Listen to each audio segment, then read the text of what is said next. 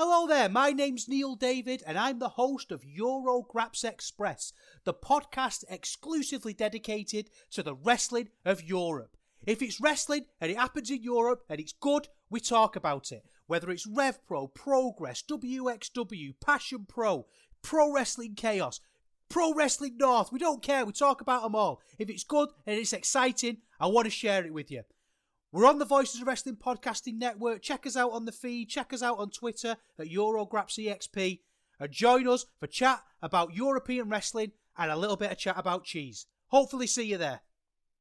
Hello, do you like New Japan Pro Wrestling? Are you a Shin Nihon freak? If so, check out the Super J-Cast with Joel and Damon on the Voices of Wrestling Podcast Network. And even if you fucking hate New Japan Pro Wrestling, listen to the Super J-Cast anyway. Not just for our great show reviews, analysis, and pastrami sandwiches, but there's also usually some dick jokes somewhere in the obligatory opening 30 minutes of absolute nonsense we chat about every single week.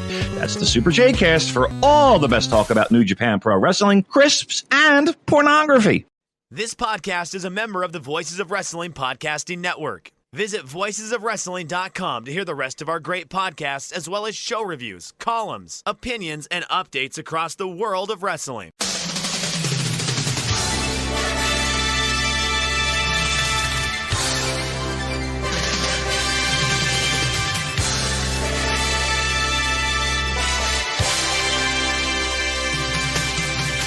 Hello everybody and welcome to the Super J-Cast. I'm Joel, joined by Damon McDonald. It is Sunday the 18th of June 2023. This is episode 263 and we are megastars now in Canada. Yes, finally. My dreams come true. Yes, we did a nice little spot on TSN radio that will be we're putting it at the end of our show, right? And then it'll be broadcasted. I don't know what.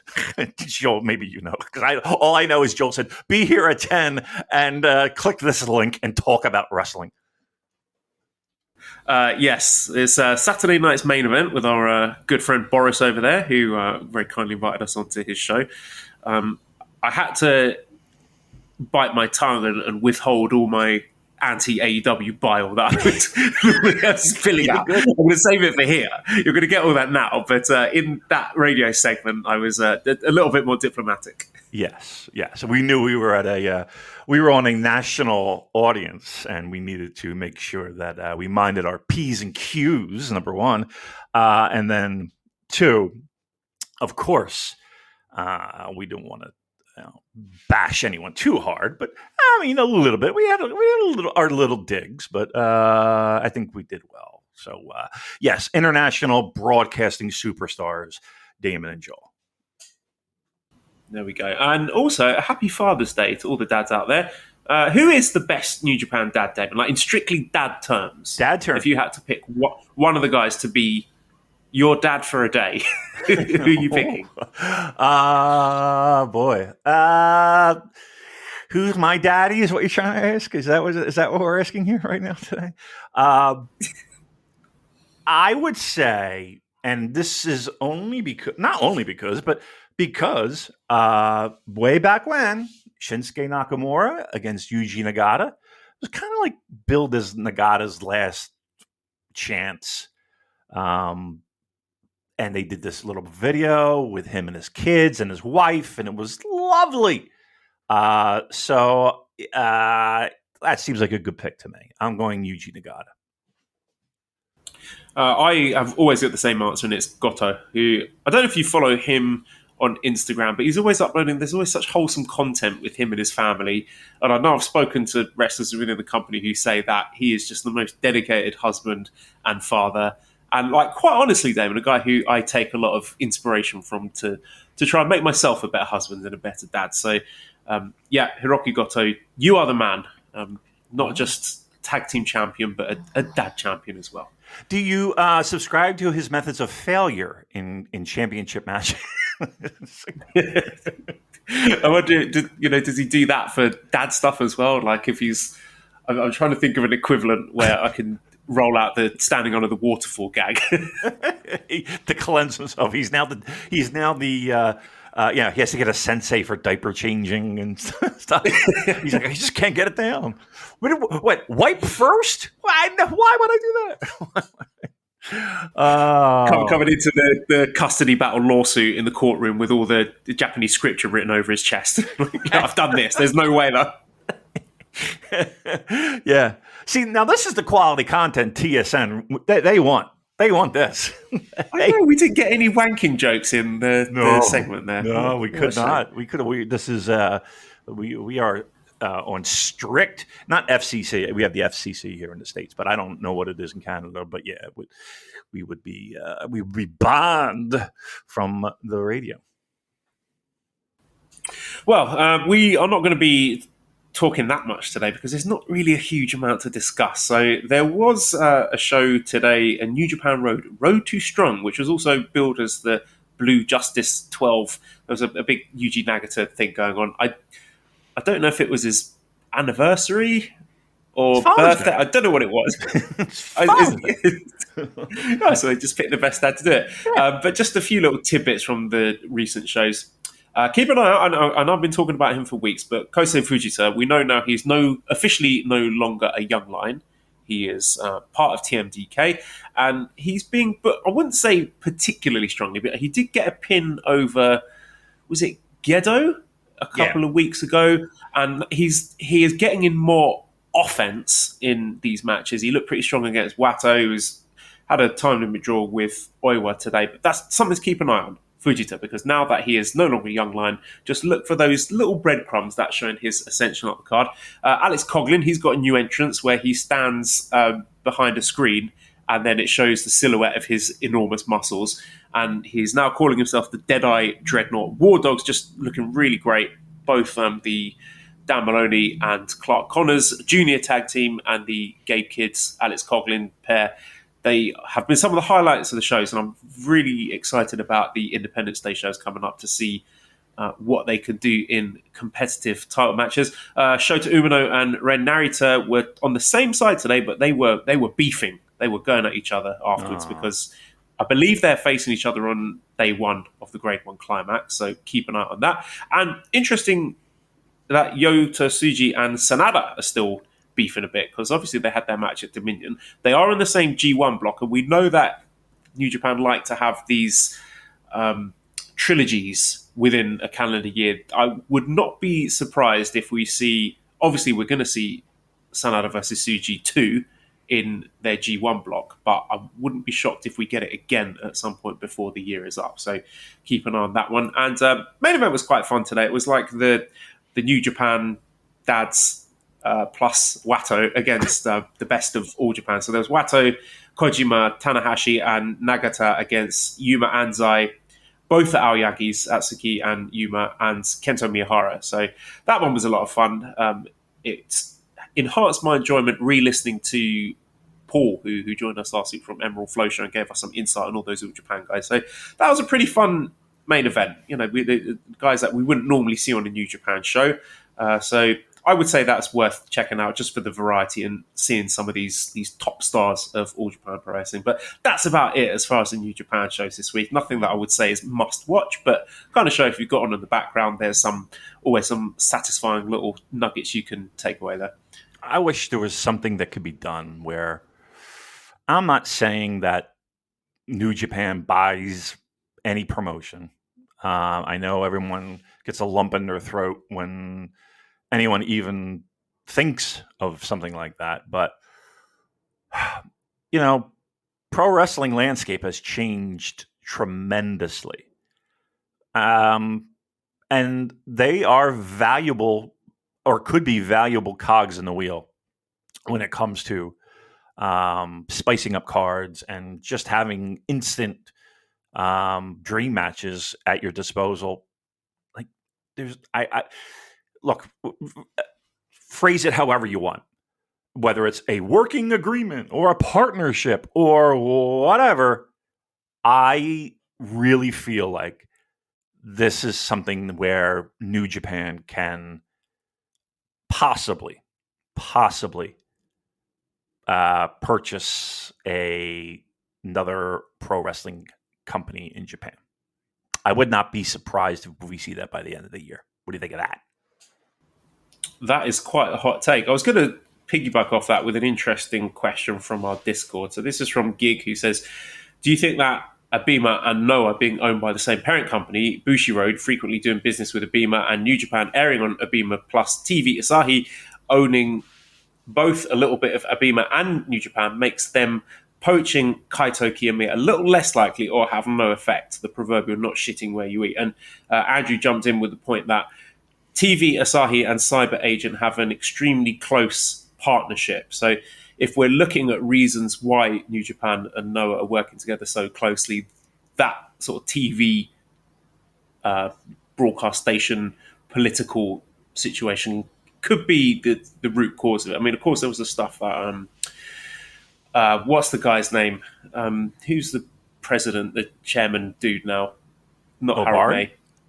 Obari, that's it. Yeah, Obari was talking about, trying to boost the partnerships to improve excitement in pro wrestling in general. But yeah, I think that's an underrated point about the partnerships with the TV stations and the companies and stuff there. So yeah, definitely something to consider, and something that often gets lost on us as the Western viewers about all this sort of backstage politics with the TV stations. Yeah, and that's huge when it comes to major pro wrestling. That's a big deal. And sometimes I think that partnership, or those, like, I'll call them mini relationships.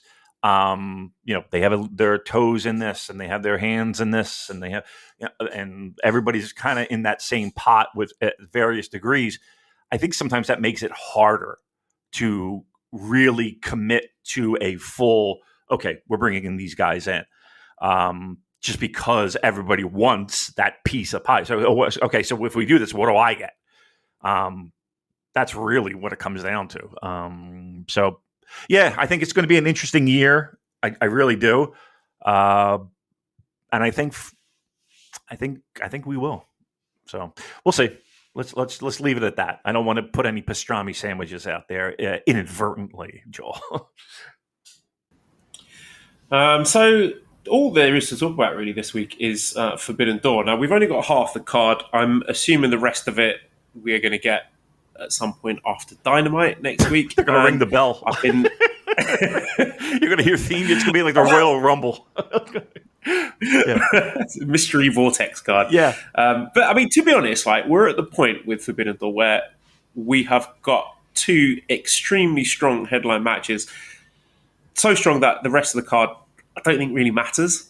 And more to the point, last year, of course, there were a ton of injuries, but the card looked like shit, quite frankly. But the crowd and the energy and the work rate of everyone involved, they were basically out to prove a point, having seen, all the naysayers and the doubters, people like me saying, this card looks rubbish. But it was an absolutely killer show. So last year was so good that I've got that buy-in now where I think, I don't care who is on the rest of the card. It's going to be great. Like, last year, I think my favorite match was probably that Despy and Kanemaru against Keith Lee and Swerve match, which no one was expecting. That wasn't something I was circling being like, yeah, this is going to kick ass. But it was brilliant.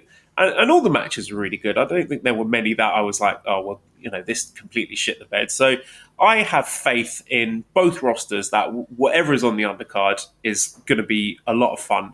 And even if it isn't, we've got two incredible dream matches to top it off.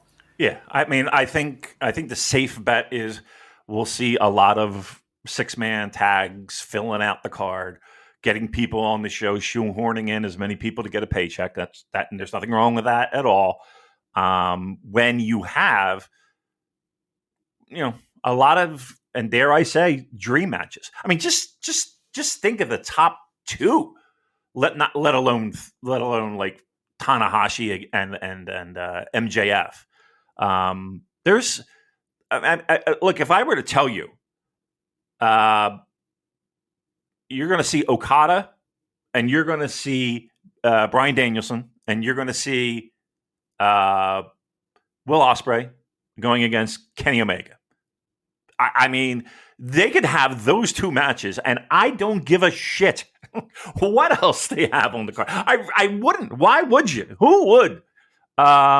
I mean, everything. The way I see it is, everything else is just, icing on the cake. And we have a delicious fucking cake to dine on. But now everything else would just be frosting. That's not to say they can't be creative. That's not to say that, we're just going to hand wave, an hour and a half of your time. But if they did nothing else, they could put a fucking Royal Rumble in there. And I joke, but I wouldn't care. I really would not care. Knowing that those 2-3 matches are right around the corner. And those are the matches I think people are paying money for. What do you think the main event's going to be? Kenny and Will. I think so. Do you think that is an issue, having the US title above the world title? I mean, honestly, no. I really don't. I think, like the idea that the world championship should close out the show is kind of, I don't know where that necessarily came from. I mean, I know that, and you know what? I'm going to take that back in the sense of it on a big show on a Japanese stage. Yes, I would say the vast majority of the time, your heavyweight championship match is on to close the show. But in the United States, I mean, they did it all the time, like all the time. Like there's always those stories of, double shots. They're wrestling in the afternoon in Baltimore, and then they got to jump in the car and up to Philly they go for the night one. I mean, and to be able to do that, they have to put the championship match before intermission. So, and again, I'm going back in time here, but Flair did it, Backlund did it, and I know it's a different time, and I know I'm the old man here, but I don't see the look. Let's put it this way: in your eyes, what's the main event? Ospreay versus Omega. Right. But having said that, if they do headline with MJF versus Tanahashi, it's a bit of me that's going to be annoyed. Be like, oh yeah, you put your fucking world title as the main event, but not ours. I know, but here I'm going to say this on a New Japan Pro Wrestling podcast. This is an AEW show. Yes, yeah, you are correct. Yes, right. It's an AEW show. Yeah, right. So I mean, with all due respect, look. We're just lucky to get out of there with our belts. We're lucky to get out of there with our U.S. title and our IWGP Heavyweight Championship intact. Everything else, yeah. Until Jack Perry starts shooting on Sonata, locks in a tight inside cradle, 1, 2, 3, 7 minutes into the match, and runs off with our belt. Yeah. The Chicago screw job is in effect, or the Toronto screw job. Excuse me. Yeah, I tell you what, I was looking at going. Obviously, I'm not. It just was too much of a headache. But look, it's going to be a fun show, and the idea of some of these matches being live and spending a Sunday watching, I can't ask for anything more. Everybody knows the political matches. Everybody knows the matches where, of course, this guy's going to beat this guy because, and of course, this guy's wrestling this guy because that guy can easily, look at the lights. That being said, look, if you're a fantasy booking kind of person, and why would you be? But if you're a fantasy booking kind of guy or gal, This is some juicy fucking stuff. Juicy stuff. And they got Kevin Kelly. Oh, yeah, that's a good point, actually. Let's touch on that, because Kevin is now doing commentary for the new AEW weekly show Collision. He says he will be doing that unless he has New Japan commitments, in which case there will be someone filling in for him. We don't know who that is. But Eric writes in and says, let's say as an intellectual exercise, Kevin is exclusive to AEW's new show, which he's not, but just as an intellectual exercise. Chris and Gino are great, but would they need a play-by-play guy? And if so, who? I would go for Ian Riccaboni. I really like Ian. I think he's terrific. And he would be the guy that I would be calling if Kevin decides to call it a day with New Japan, which, hopefully that doesn't happen, but he would be my next pick for sure. Yep, I think that's exactly where I would go. Yeah, they would need a person to do a little bit of that heavy lifting. I think Gino and I think Chris provide a role and a service, but like to overextend that might be asking a lot. That being said, AEW, I mean, they locked up a stud behind the microphone. I mean, look, you could say what you want about Excalibur, but I think given the circumstances, he's carrying a ton of those guys who barely watch the fucking product, let alone are able to provide play-by-play or call a match or what have you, and be able to plug shit and do all the things that you need to do as a live broadcaster. Man, they got themselves like who else is even in the running? Like they're winning best announcer of the year consistently. Like AEW will just mail them the award. I don't know anyone else that's on their level that could compete like that. Okay, well, let's look at some of the matches. I'm not going to repeat the things that we said on our TSN appearance, but we have the IWGP World Heavyweight Championship with Sanada defending against Jack Perry. Let's call it what it is. This is not a sexy matchup, which is ironic, really, considering how handsome both of these gentlemen are. The AEW fans and the Western New Japan fans have greeted it with a mixture of indifference and derision, which I always thought was going to be the case because the crossover of Western Sanada enjoyers and AEW midcard enjoyers is a Venn diagram slimmer than Perry's chances of winning this match. I mean, I tried to have a look and see how the Japanese New Japan fans were receiving it. It appears to be mild curiosity, but we've got to be honest and say that there aren't too many people excited about this match. And look, I understand why it's been booked. Tony Khan doesn't want one of his top guys eating a pin to Sanada, who, let's be clear, he's 100% winning this match.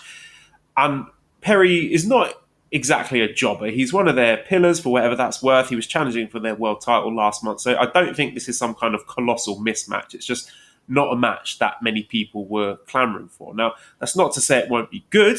We've got two good-looking guys, not the Noah faction, but two handsome guys who are hopefully going to be working their socks off to win over the doubters on both sides. And like I said, the whole vibe of Forbidden Door last year was weird matches on paper that ended up over-delivering because of the atmosphere and the whole vibe from top to bottom of both rosters wanting to put on a great show and silence the doubters. So I think it would be foolish to hand-wave this from a quality aspect. I think it will be good.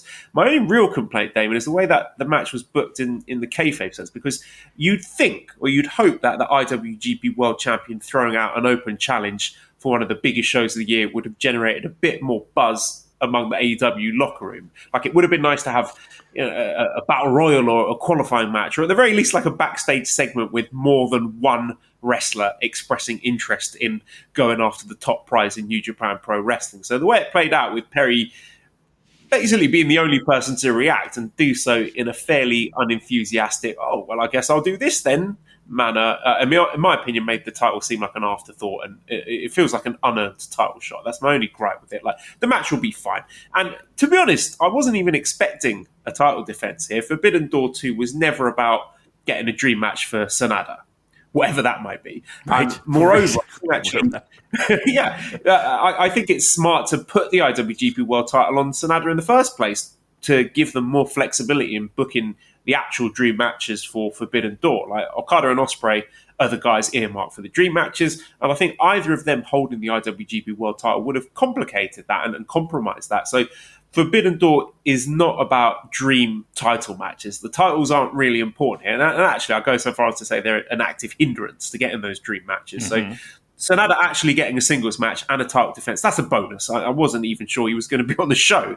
He isn't heavily promoted for the US strong events for New Japan. I thought we might get like a multi-man tag match with just 5 guys against I don't know, Jericho Appreciation Society or something similar. So I think I've actually talked myself into acknowledging that Sanada versus Perry is probably the best we could have expected in terms of the booking politics. And at the end of the day, when we've got Okada versus Danielson and Omega versus Ospreay too, like you said, Damon, the rest of the card is just gilding the lily. Yeah. It's here's what I will say. I agree with you 100% when you say, looking on paper last year, we had a lot of changes going into that show. Boy, did we ever. And yet the stuff on paper that maybe we were kind of side-eyeing turned out to be pretty great. I mean, everything up and down the show was pretty great. I think you'll see the same thing happen here. And truth be told, if I'm worried about anything in this match, I'm worried about Sanada more than I'm worried about Jungle Boy. Like, Jungle Boy's going to do everything he can to make it, as entertaining and enjoyable and as New Japan centric, and I put that in air quotes, as he possibly can. Why? Well, if he raises some eyebrows in the back and says, who's to say that doesn't equate into a few Japan tours or, just gaining the trust of New Japan brass to have some, extra work. I know AEW has 900 shows now, but that's always in the back of people's mind is, okay, it's another opportunity for more money. So, yeah, I'm sure that's how he's thinking of it. Sanada, on the other hand, again, let's see. I don't know what Sanada is going to show up. I'm hopeful that we have the current version and he doesn't regress back into it's a night off and vacation and I'm going to go hang out with Austin Matthews and Mitch Marner in Toronto. Got to throw in my Maple Leafs plug. But we'll see. But yeah, I think this is a definite Sanada win. I would be. Here's what this match is to me.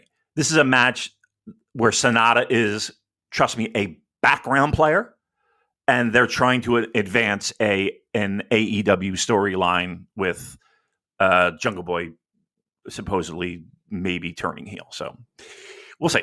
But I think that's you'll leave that match not even knowing that he wrestled Sanada. Let's put it that way. It'll be about some type of post-match angle. I think we'll see. Yeah, agreed. We also have the AEW World Championship with the champion MJF defend or MJD as Tanahashi's been calling him. Tanahashi keeps getting his name wrong in the Japan Pros, which is a lot of fun against Hiroshi Tanahashi. So. I'm not going to regurgitate everything that I said on the interview we did with Boris, but I will say that Gedo, he should thank his lucky stars. He's got someone like Tanahashi that he can just trot out for these sort of easy defenses. Because once Tanahashi's not able to do this anymore, then a little bit more thought is going to have to go into this. Because I said to you a few months ago that it's going to be Tanahashi, and you balked at that. You were not happy with that. Have you changed your tune on this? I don't like it, and again, the only reason is the fact that once again, it's Hiroshi Tanahashi being the guy that there's only so much Teflon the guy has on his chest. Look, he's not. I can't imagine him winning a title. But I can imagine a run-in. I can imagine something fucking something up. I can also imagine Tanahashi taking a pin. I would say it's more than likely that Tanahashi will be taking a pin, and the idea of him being that guy that can do that consistently. Yeah, I don't know. Maybe I'm more upset of it being, in my mind, one of those, another touch point that you can turn to say, okay, they're going to try to take away that spotlight from Hiroshi Tanahashi. And that just means that, we're getting old and we're moving on and all that stuff. So, I think it's safe to say Tanahashi's looking at the lights. Yeah, as I said earlier, I mean, I think that damage was done when he got pinned by Chase Owens after like 7 minutes in the G1 last year or the year before. I can't even remember when it was. But yeah, there you go. We also have the IWGP US Heavyweight Championship match with Kenny Omega in his second defense. Yes, defense number 2. Yeah. Fucking January against the challenger Will Ospreay. I'm finding it really hard to pick because I think this is connected to whatever happens in the special singles match between Danielson and Okada, because I do not think that 2 New Japan guys are going over in these matches. So I know you talked about it on our TSN segment about perhaps stretching this out to a trilogy. So I would not be surprised if there is a draw here. Yeah. Is that crazy? No, not at all. Not at all. I mean, on paper, you would think that Kenny taking the title and, finally getting the U.S. title back in a New Japan Pro Wrestling wrestler's hand is the obvious way to go. And I still think that will be the way to go. But, I mean, right now, and again, I'm not a hardcore AEW guy watching the product religiously, but I do know that there is a feud brewing with Don Callis and Kenny Omega, and I would not be surprised if we see some involvement there. Now,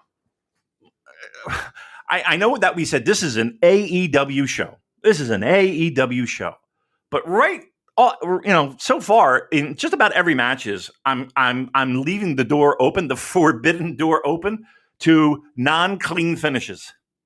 I think we're going to see more than we're comfortable with. Now, some of that might be to continue a storyline, continue a feud, re-energize a feud, whatever. I don't think it's cut and dry that all these matches are going to end in a decisive winner and or loser. I just don't. And I would put a time limit draw absolutely on the table. I think that is on the table. And I would not be surprised if that were the case.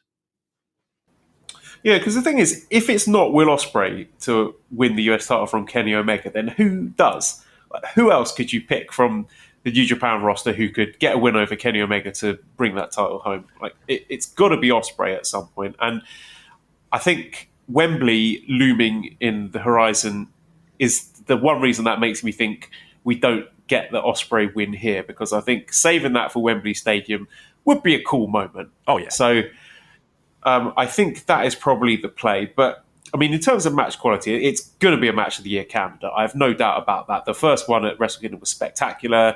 I expect this one to continue that story. So, we're going to get spectacular shit in the ring. And also, I thought the narrative aspect of it with Omega just basically beating the absolute piss out of Ospreay was very absorbing as well, and we're going to see a continuation of that, and Ospreay hopefully firing back and getting some more hope spots in the match.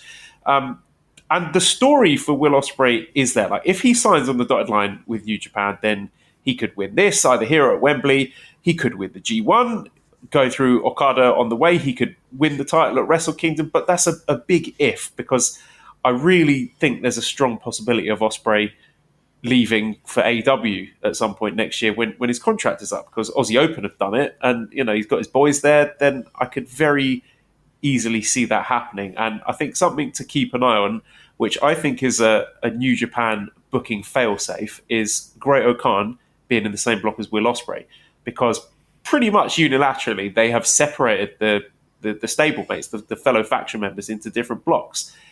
There are a couple of exceptions. Evil and David Finlay being in the same block is one, and that's got like a massive red lights flashing on it, because that's a big main event. So I would expect something to happen there.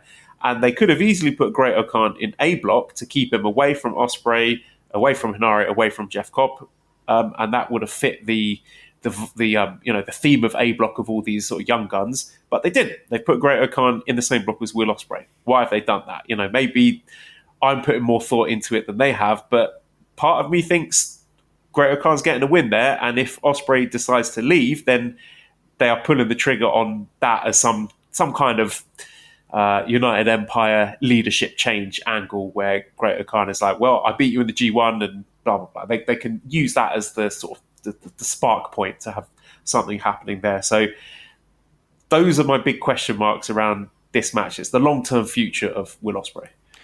Yeah, I mean, it's no coincidence that, you know, we talked about this on a previous show where the reliance on Western talent being brought in and putting stock on them and then having them go elsewhere is always going to be a challenge for them. It is. I mean, look, I don't know the percentages of Will going full-time AEW. And here's the thing, there still is that partnership. So it could be a more seamless transition. I don't know if that's the word I'm looking for. But, you know, the idea of him being full-time AEW does not limit the fact that he, you know, can still wrestle on New Japan shows and cards. But I don't think there's any doubt in my mind that New Japan knows this, and they build stars, and they've built stars quickly. Right? This we'll call it the graduating class. Really is being groomed to be the stars of the promotion sooner than later. So, you know, that's a fail-safe too. I mean, they New Japan is the best in the world at doing that because they have to be, right? They have to be the best in the world because they don't have a choice. They don't have a choice. Anyway, Will and Kenny is going to be great. It's going to be fucking great. But yeah, I think everything's on the table here. I lean heavily toward Will taking the title, but I also can absolutely see some kind of thing where you have to have round 3, a homecoming for Will Ospreay, Wembley Stadium, 70,000. How many it is? I don't know. Is it 70,000? Probably, right? Wembley. The capacity is like closer to 90. I mean, wow. I don't know how many tickets are sold at this point, though. And also, I mean, that's for football events. Like, once they've got the stage and the screen in there and all that, then probably less than that. Yeah, but you have the floor seating that you wouldn't have available, you know, if they were... True. You know? So, you know, I guess that kind of balances out. I mean, give me another money pro wrestling match that would satisfy the audience at Wembley Stadium and be significant enough for the audience at Wembley Stadium. The only other one I could possibly think of would be Punk and Kenny. Unless they run back Punk and MJF. Yeah. But I think, or is that big enough for Wembley Stadium? I don't think to headline, but I think that the curiosity of these two guys actually going to blows backstage, blah blah blah blah blah, that possibly could. Maybe I'm wrong. Maybe I'm, you know, kind of silly with that. I think Will and Kenny is the option, unless you do like Okada Omega again. Would you do that again? That did pop into my head actually when you were mentioning alternatives. I could definitely see that. But again, is that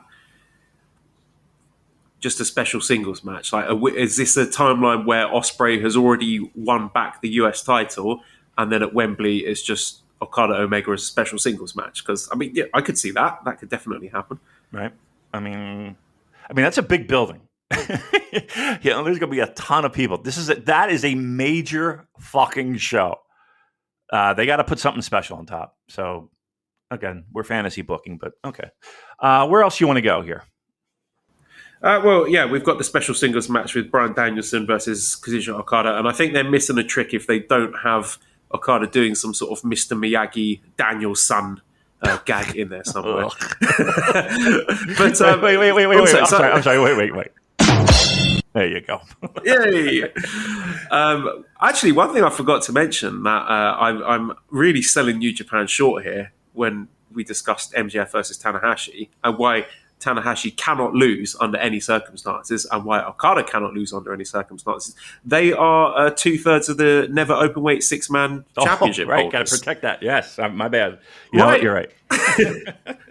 So, I mean, what are your expectations going into Okada Danielson? Because I can't remember who it was. Someone wrote in last week or the week before saying that it's happened 5 years too late. Yeah, maybe these guys are not at their physical prime, but in terms of interesting character development, I think we have reached the apex here with Black Trunks prick Okada and angry bearded Danielson. This is a completely different guy to his WWE form. And I think the wrestling is going to be great. I mean, we know this, but I am, in a way, sort of low-key more excited about the sort of character dynamics between these two guys, because there's going to be a lot of sort of grumpy veteran energy in this match. What are your expectations going into it? Pretty high. I mean, pretty high. Yes, while I would agree, this is not 5 years ago or 7 years ago or even 10 years ago. That being said, I'll take a banged up Okada and a banged up Bryan Danielson any day of the week, because, and even they've said it in various ways, but once the music hits and you go through the curtain, you're Superman, you're a superhero, and they get that, and they're able to push themselves for that. I don't think that either guy is thinking, oh, well, maybe we take it easy by no stretch. Like, this is a dream match, I would say, for both of those guys. If actual pro wrestlers have dream matches, I don't think that they are blind to the significance of this for pro wrestling fans. You're going to get, what are we holding there? 15,000, 16,000 raving pro wrestling maniacs. Like, I don't think you're going to have a ton of casual fans. I really don't. Like, this is a show that people will travel for. And this is a show that people who are solid pro wrestling fans are going to be into. So I think just that energy in the building of everybody knowing what's going on. Dallas, while, everybody can shit on the attendance, that crowd was maybe the greatest pro wrestling crowd I've ever been around, in the sense of they got it. And the fact that they stood for 5 minutes applauding before they even locked up Okada and Tanahashi in a G1 match on U.S. soil. Like, that's mind-blowing to a lot of people. And a lot of those people would never have an opportunity to see that. So to have that, all those elements in there, the wrestlers themselves knowing the significance, a massive show, a buzzworthy show, and fans that are salivating for this and have wanted this for years. I think this is, I'm not even going to throw it out in the universe, what I was going to say, but I honestly think that there is no way this match will be a disappointment to anyone. I think this will be this match, and Kenny and Will, boy, give me anything underneath those two matches. I think are going to absolutely fucking roll.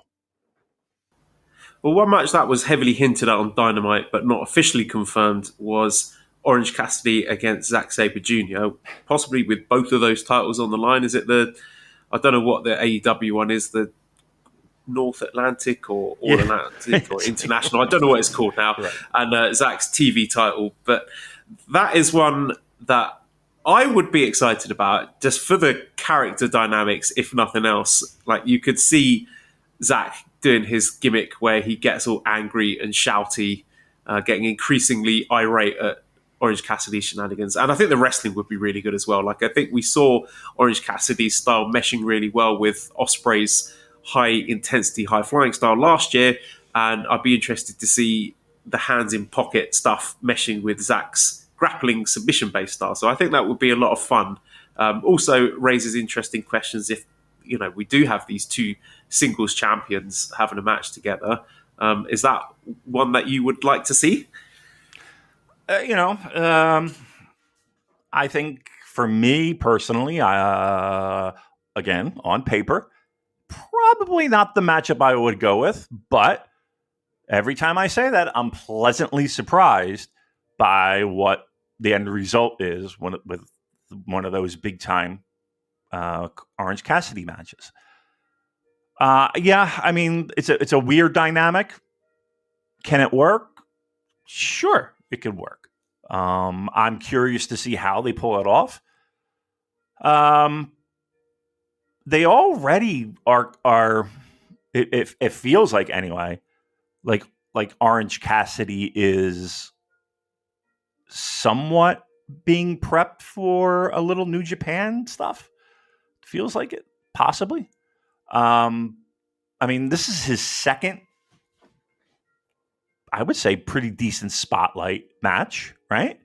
I mean, last year he gets Will. This year he gets Zach. Singles matches. If in fact they do this, I mean, I think that's pretty significant, don't you?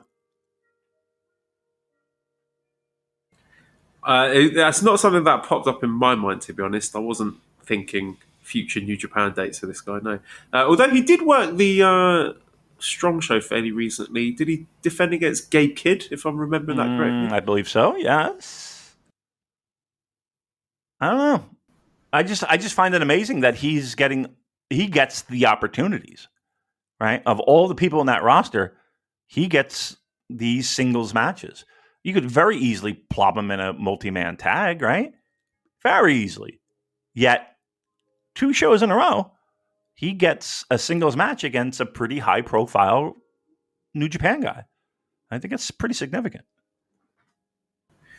He is, I think, one of the sort of underrated draws for AEW. I've not got the numbers at hand, but when he is in segments on their Dynamite show, I think it does decent numbers. So I'm not surprised, actually. I think he's a guy that is the butt of a lot of jokes, and people hand wave him because of the silly gimmick. But for whatever reason, people do seem to be into him and enjoy watching his wrestling. So there you go. That could be another one.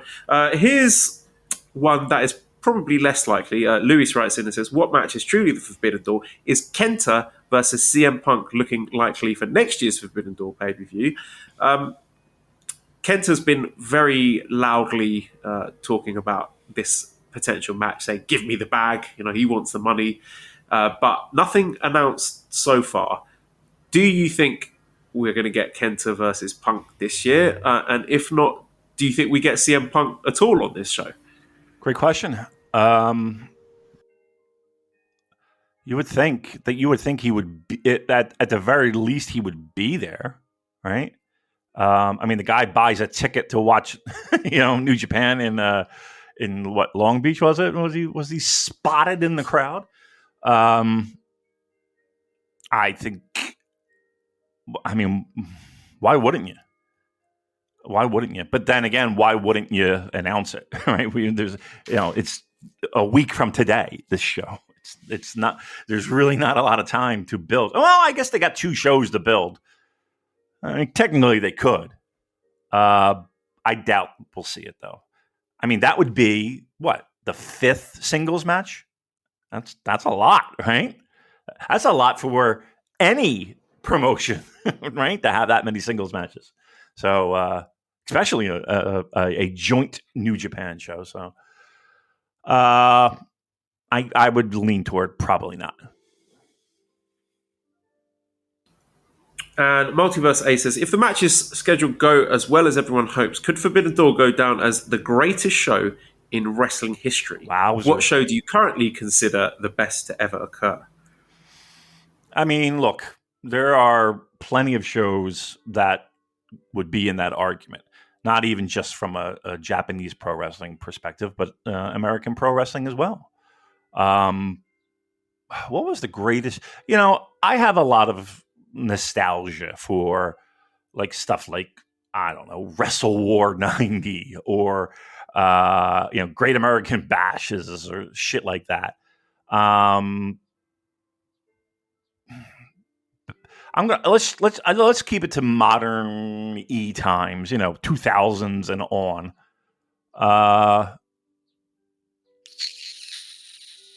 When was the Houston WrestleMania? That always seems to get a lot of that's love. 2001. I was going to say that one. Yeah, WrestleMania X7, so 2001. I would say that and Wrestle Kingdom 11 are right up there as probably two of my top two favorite wrestling shows of all time. Yeah, 11's up there. I'm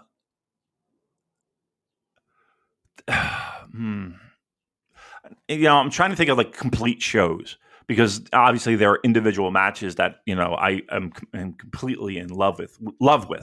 But I'm just thinking top to bottom show of just everything great. Not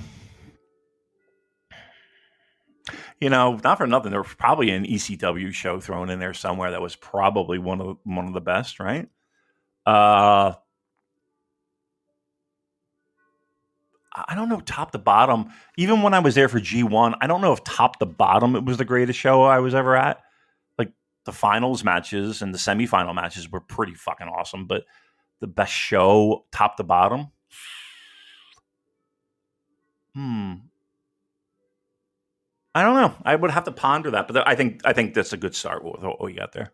Oh, Super J Cup. How about the original Super J Cup? Oh, yes, yeah. Yeah, that's number one for me. Definitely number one. The original Super J. And even the 94, 95, they have another one. Both of those are fucking spectacular. So, yeah, I don't think you can go wrong there.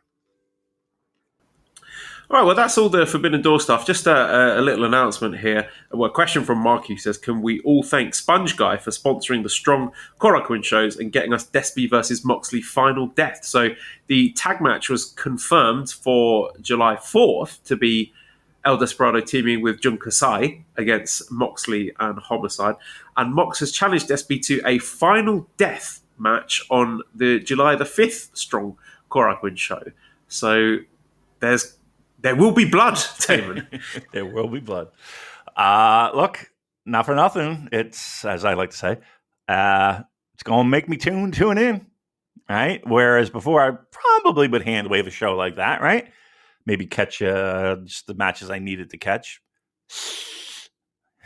You don't think they're going to deliver? And even the strong guys, I think, are going to work their fucking tails off because, once again, everybody's looking for work and everybody wants to do a little tour, I'm sure, put that check box next to their resume.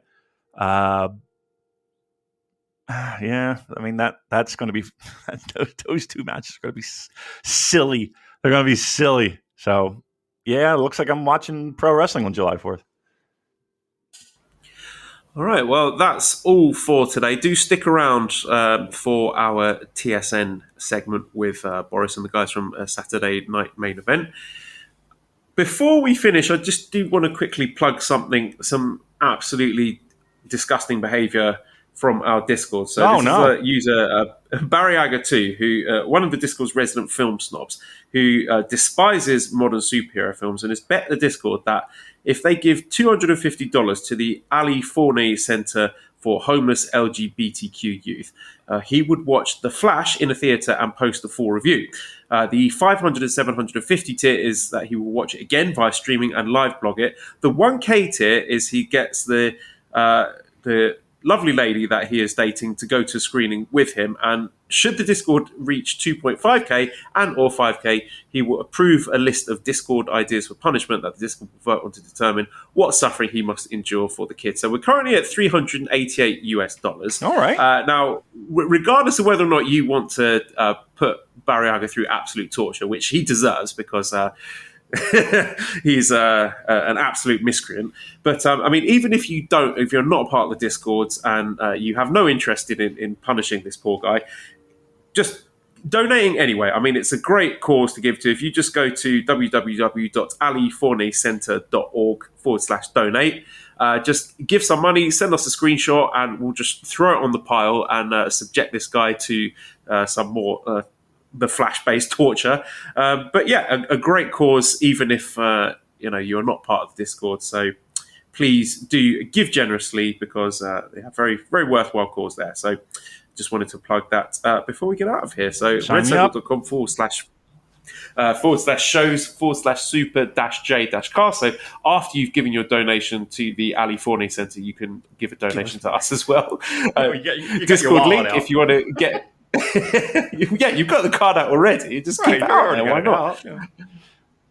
If you want to join the Discord fun, we've got a Pick'ems competition going on for the G1 at the moment, which should be a lot of fun. You can get the link to that by sending me a direct message on Twitter at Cobra Kawaii and ProWrestlingTees.com/SuperJcast for our t-shirts. Big thank you to Editor Dan, who you can find on Twitter at LousyHero219.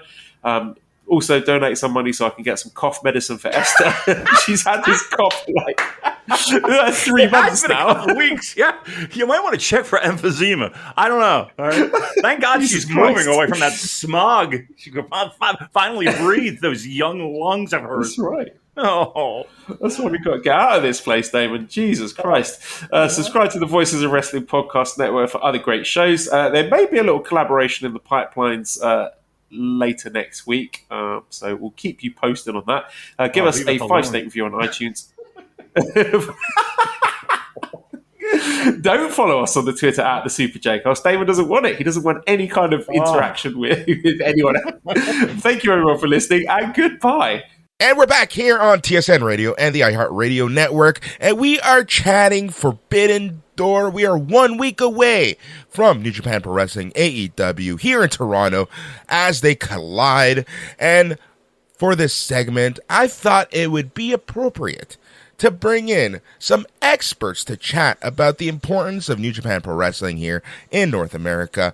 And I thought it would be no better to bring our friends from the Voices of Wrestling podcast, specifically from the Super J-Cast podcast. Here we have Joel and Damon. Gentlemen, welcome to the show.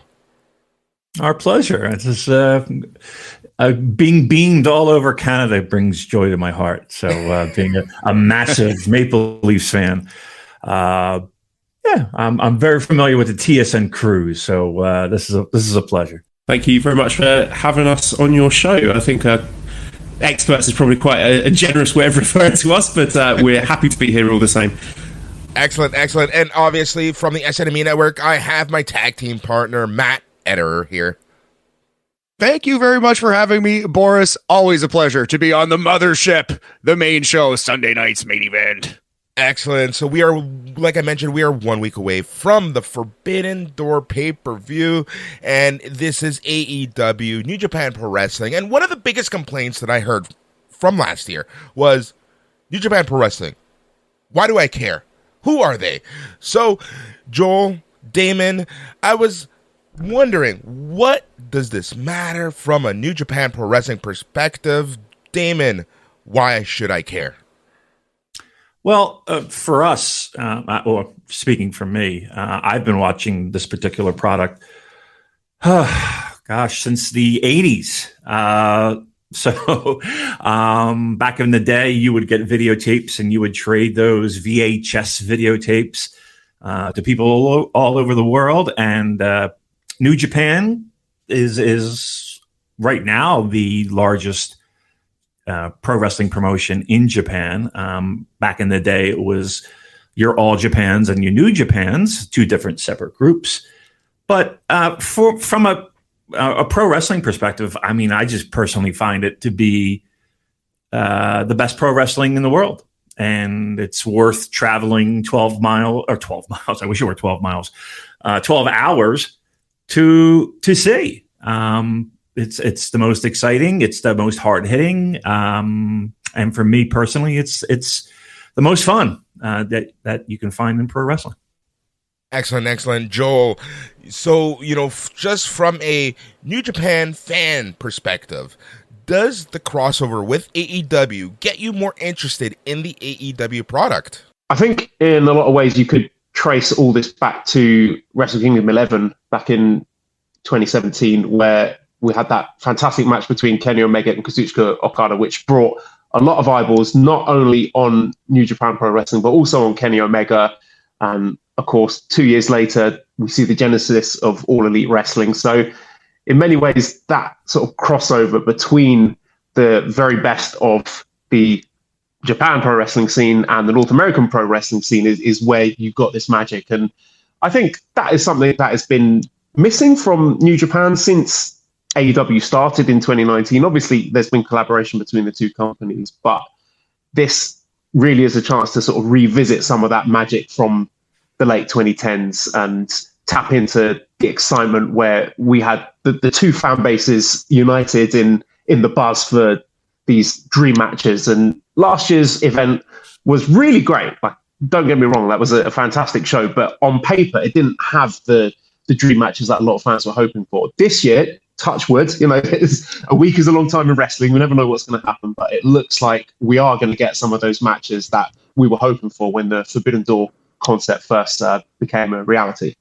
And that's exactly it. We only have 4 matches confirmed, and in my opinion, from the onset of this pay-per-view, from the first 2 matches being announced being Kenny Omega versus Will Ospreay, Bryan Danielson versus Kazuchika Okada, this pay-per-view was must-see. Matt, from a North American point of view, from an AEW fan perspective, because you here on the SNME Network are the host of AEW 3D, does this pay-per-view whet your appetite? Oh, yes. My appetite is soaking wet. I know it's WHET, but yeah, I feel like that's the metaphor. Yeah, man. No, I am super pumped for this. If I was going live, I would say for sure my most excited, I would be most excited to see Okada versus Danielson. But I think, I don't know, man, like, there's something about this pay-per-view that feels significantly more special than it did last year. Not that last year was not spectacular and fantastic. Once we actually watched the show, one of the best shows I've ever seen, honest to God. But the build, there was something missing from it. There is nothing missing from this build. So I feel like this is a highlight, not a detriment to AEW programming. And that's exactly it, right? Like let's remember that last year there were so many injuries around this time for AEW, and I just think that, the turnover, because this was a quick turnover for AEW of 3-4 weeks, and they weren't able to capitalize. But already this year, like I mentioned, we have 4 matches, and they are all must watch. So, from a New Japan perspective, as a New Japan fan, are you going to be tuning in live, Damon? Oh, absolutely. Well, you know what? I take that back. Only because I do have a prior commitment when it comes to a favorite band of ours that are rolling through. But I will be glued to my phone probably the whole show, and then I'll be watching it as soon as I get home. So, yeah, it's exciting. I guess as a pro wrestling fan, these are the kind of matchups that people have been salivating and dreaming of for years. And when this partnership came to be, it's, pro wrestling fans' dream come true in a lot of cases. That's exactly it. So, Joel, from a New Japan Pro Wrestling fan perspective, is this partnership living up to what you thought it would be? I think a lot of New Japan fans are feeling that there's a bit of a power imbalance. It feels like AEW holding most of the cards, and I've heard a little bit of grumbling from the New Japan fan side that when we have these sorts of things, it's always AEW guys who are coming out on top. And just looking at stuff like the booking of the current IWGP US champion Kenny Omega, who's won that title on January 4th and has defended it once since then. So just little things like that I've seen complaints about. I mean, personally, I think it's fine. These always you're going to have these little political discussions to be had. And we see New Japan doing it when they collaborate with other Japanese promotions. When they're teaming up to do cross-promotional stuff with Noah or All Japan, they like to flex their muscles. That's just part of the game, isn't it? So I don't think it's something that is so off-putting that it making people hand-wave the partnership. But it's interesting to talk about at the very least. That's exactly it, right? Because this kind of reminds me, and not that I personally watched it at that time just because of my age and whatnot, but of the territory days, right? When you had those crossovers, who went over, who called the shots, who did, who was able to say, this is how we're going to book this show. And to me, it's very interesting in that sense. So Matt, from a North American perspective, put yourself in the shoe of your average AEW viewer, someone who, flipped the channel on TSN and started watching AEW. Would this card entice you to go out and watch more New Japan Pro Wrestling? Well, I think they're doing a good job on AEW television of telling you how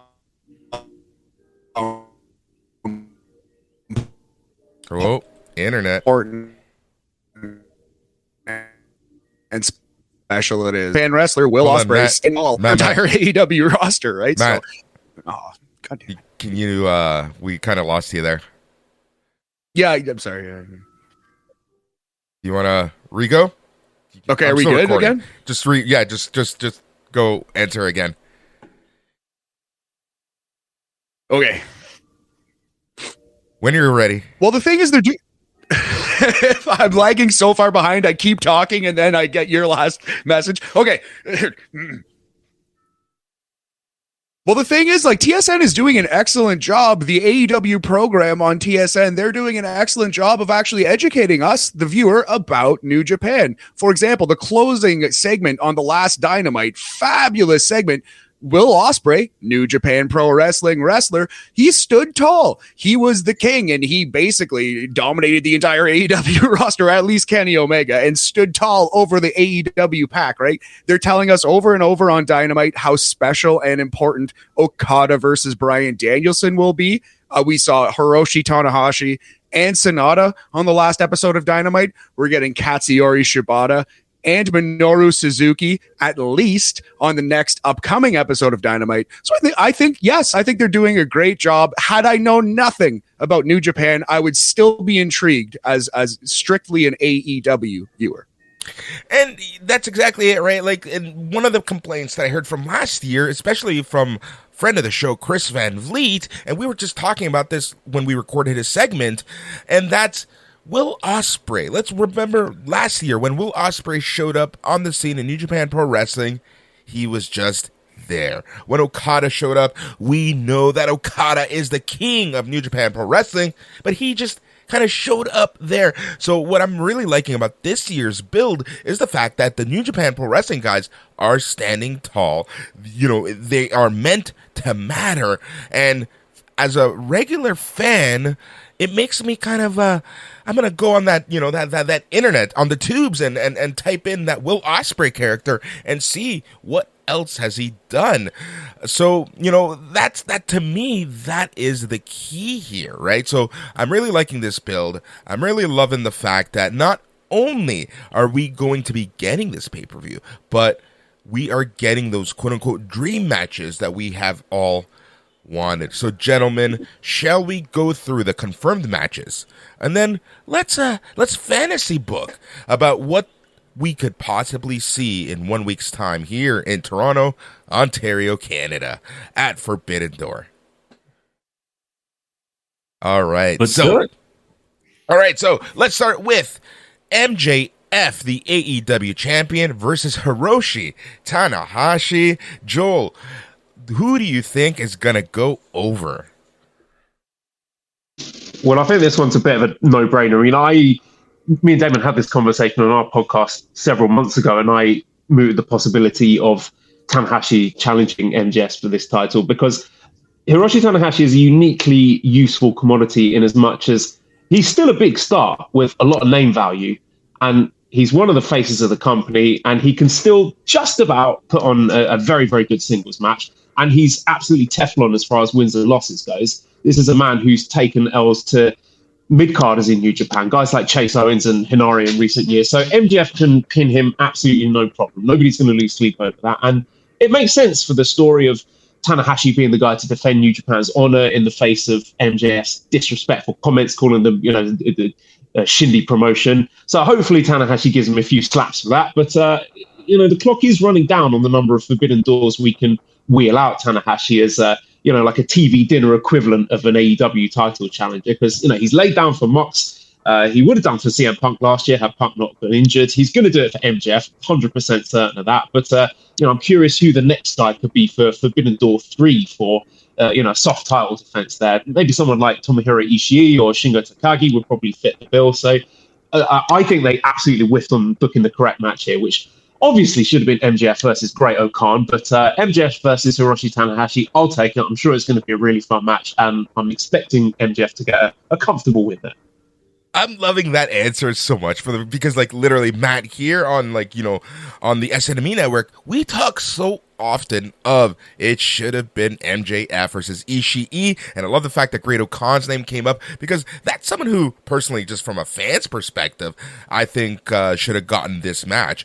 But as Joel mentioned, it's one of those things where, MJF kind of talks so much negativity about New Japan Pro Wrestling that it just makes sense that it is the champion of New Japan Pro Wrestling, Hiroshi Tanahashi, going up. 1,000%. And MJF is a student of the game big time, right? So he talks that smack about New Japan, but he also knows enough about New Japan to be complimentary of the Great-O-Khan. Methinks maybe he's watching this show. Maybe he likes it a little more than he's letting on. Or maybe he hates it and is just a New Japan or just a Great-O-Khan stan, which many of us are. How could you blame him? But yeah, no, I think this is the safest decision. This and the IWGP heavyweight title, absolute no-brainers. MJF will retain, and I'm sure the next match we'll talk about, the champ's going to retain too.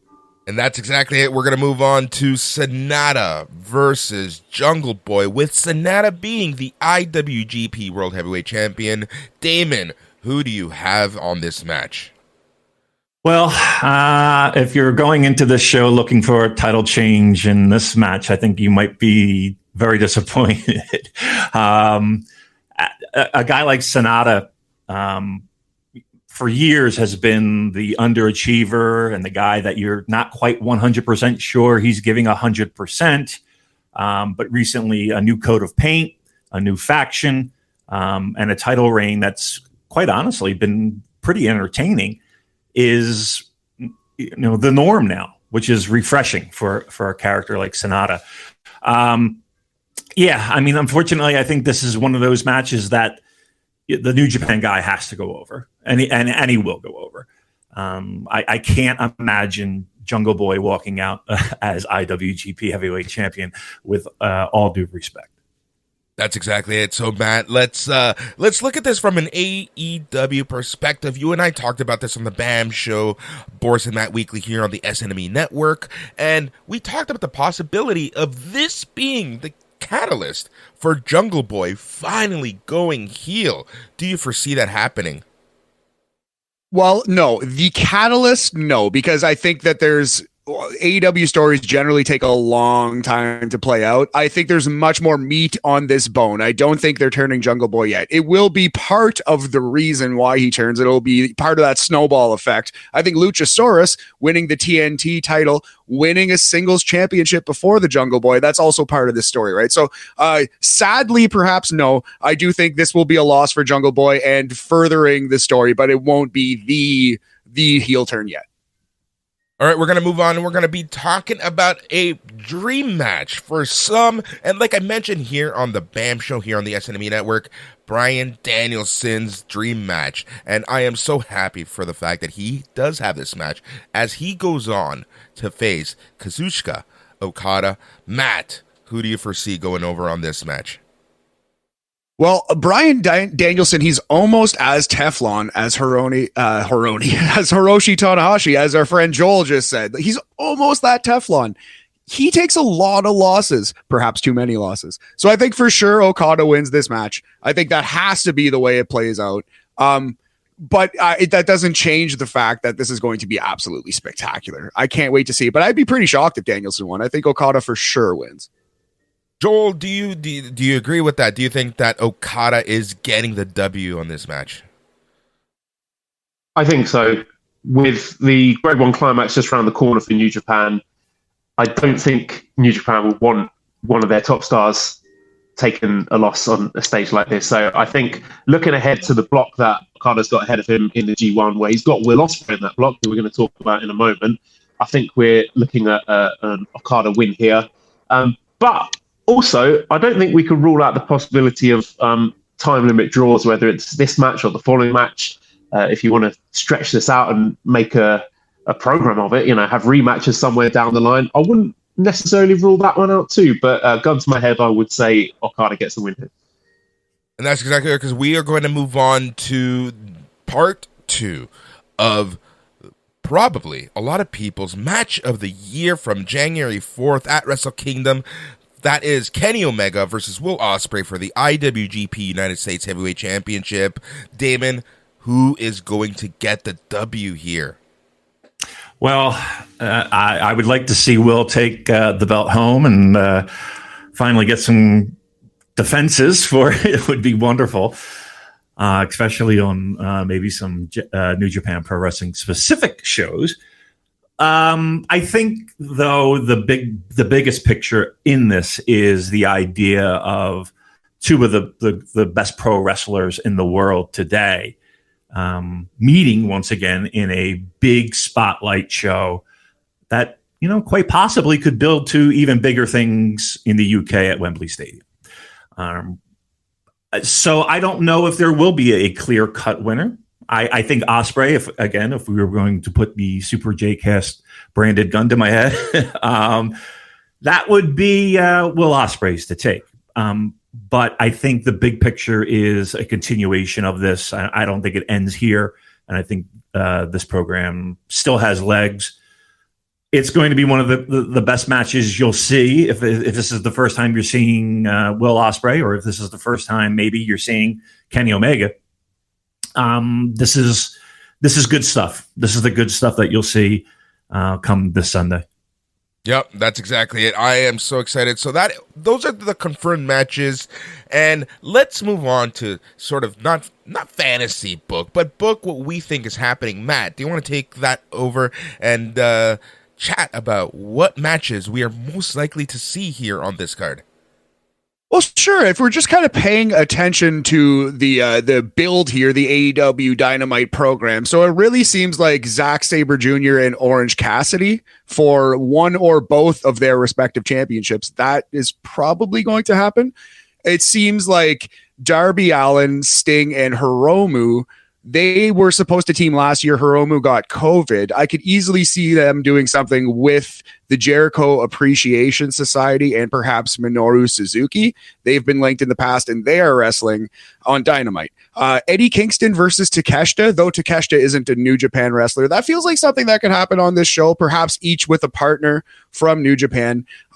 Here's someone that I want to see, and I don't know if Joel or Damon, you could suggest a good opponent for him stateside, but Yota Tsuji, I think, needs to be on this show and needs to have a strong showing in front of American fans. So who would you guys put Yota against? That's a great question. I mean, I wouldn't want it to be. I'd want it to be somebody who had a little bit of juice and and speaking of juice, a little bit of name recognition. That would be the most ideal situation. But you're looking at a guy like Juice, who could easily fill that role. And again, being in Bullet Club, I feel like it's a recipe for you're not going to lose any steam. So yeah, why not? Let's do Juice Robinson. All right, Joel. So question for you. We've been seeing the Bullet Club Gold story happening here in AEW. We have the Bullet Club, I'm going to say proper, over in New Japan Pro Wrestling. So what do you foresee Jay White doing at Forbidden Door? Well, there's a lot of eyeballs on the War Dogs iteration of Bullet Club, as they're calling it in New Japan at the moment, where we've got our new leader, David Finlay, and his new recruits, guys like Clark Connors and Alex Coughlin and Gabe Kidd and Dan Maloney. So it would be great to see some sort of tag interactions between those guys. I mean, I don't know if Jay White has 4 guys that he can team with against all of those, but I mean, certainly I wouldn't look past something like Jay White and Juice Robinson versus David Finlay and, I don't know, Gabe Kidd. I mean, Gabe Kidd's my favorite out of that bunch, so I think it would be great to give him some spotlight, and there'd be a lot of entertaining trash talk between them. And yeah, that would be my pick. Juice and Jay against Finlay and Gabe Kidd. I think that would be a really fun match. Yeah, and keep in mind that we've been waiting for a Bullet Club civil war for what feels like 400 years now. And we've had teases throughout the past 400 years, it feels like. So hopefully, yeah, I mean, we can get that party started, but it might be something that's already fizzled out. That's exactly. Can I throw in a Sorry, I just wanted to throw in a dream opponent for you were mentioning an opponent for Yota Tsuji. I think given Tsuji's background and the excursion he did in CMLL, I think Andrade El Idolo would be a really fun opponent for him. I think their styles would mesh really nicely, and there could be some quite spectacular stuff in there. I don't think it's going to happen, but that would be a really fun match. That would be on my low-key dream match wish list. Yep, and you bring up a great thing there, right? Because, you know, when I hear of Andrade, I just automatically think of the issues that New Japan Pro Wrestling has with AAA and the whole CMLL thing. So, Matt, do you foresee that kind of like, you know, do you foresee someone like a Naito actually being allowed on this show?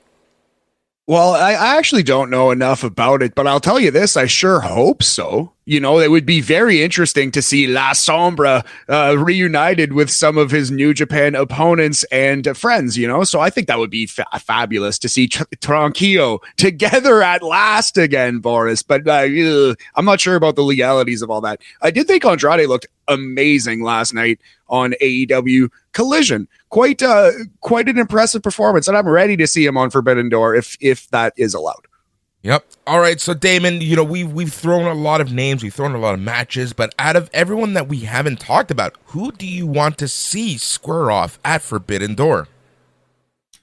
Great question. You know, for me, I always like the junior heavyweights. I'm a huge fan of the junior heavyweights. So a guy like El Desperado, or a guy like, I mean, it's never going to happen, but a guy like Robbie Eagles,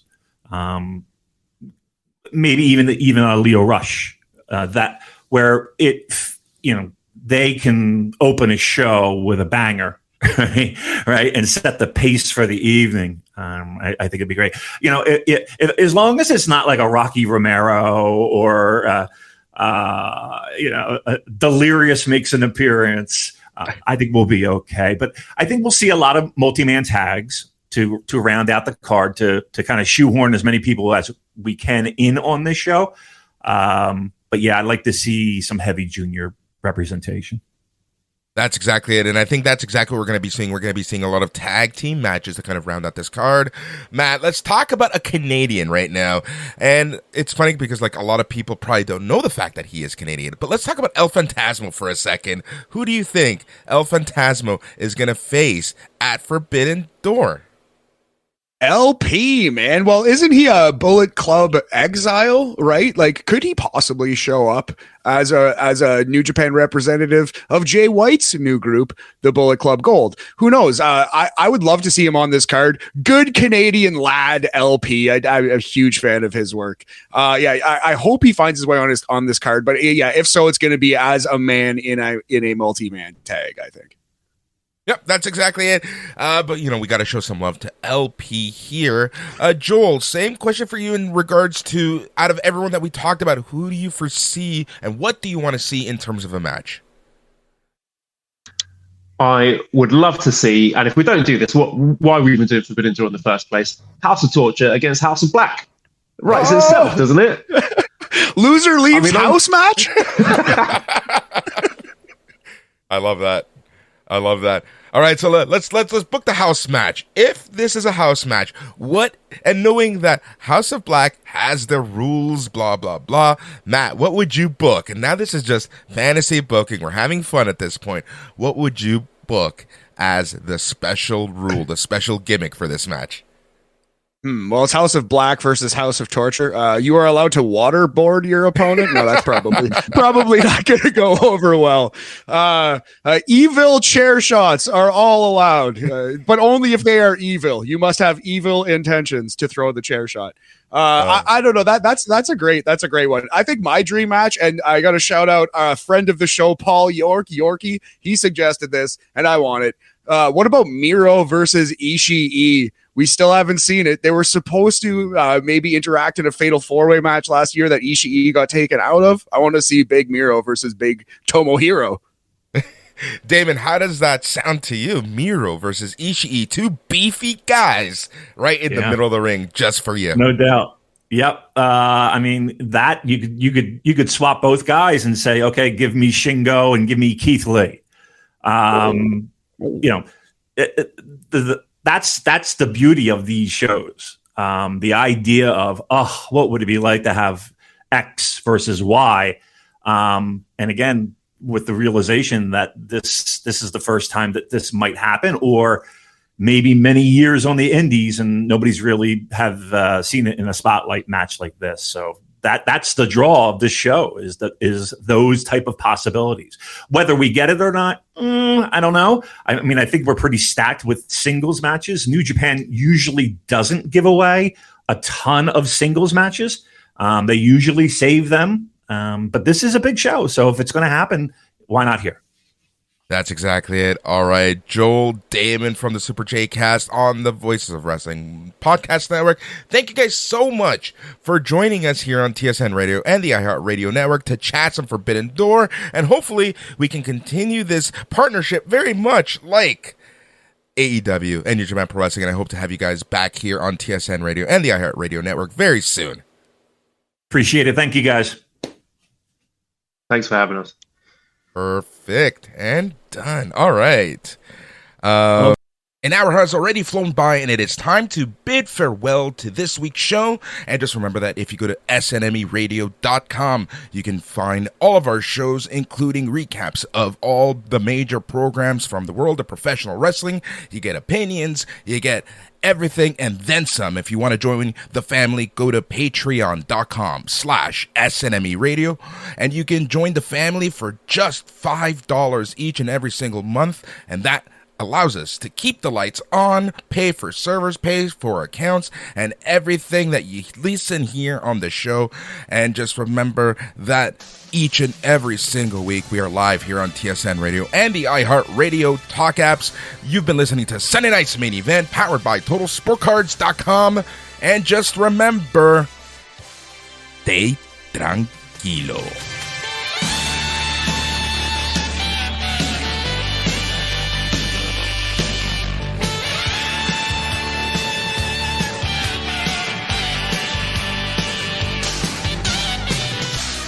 Hello there, my name's Neil David, and I'm the host of WrestleExpress, the podcast exclusively dedicated to the wrestling of Europe. If it's wrestling and it happens in Europe and it's good, we talk about it. Whether it's RevPro, Progress, WXW, Passion Pro, Pro Wrestling Chaos, Pro Wrestling North, we don't care, we talk about them all. If it's good and it's exciting, I want to share it with you. We're on the Voices of Wrestling Podcasting Network. Check us out on the feed. Check us out on Twitter at EuroGrapsEXP. And join us for chat about European wrestling and a little bit of chat about cheese. Hopefully see you there. Hello there, everybody. It's me, Garrett Kidney, the co-host of You've Got to Be Kidding Me on the Voices of Wrestling Podcasting Network. And I am Liam Jones, my full name, and I'm also a part of the Voices of Wrestling Podcasting Network as a co-host for You've Got to Be Kidding Me. We are a TNA history podcast that covers TNA 1 month at a time. We cover all the drama, all the matches, all the Vince Russo nonsense you could ever want in your life. Have you heard of TNA? I bet you have, but would it be funnier if two people made jokes over it the whole time? Probably. So if that sounds like fun to you, check it out on this very Voices of Wrestling Podcasting Network, and Liam will do bits and whatnot.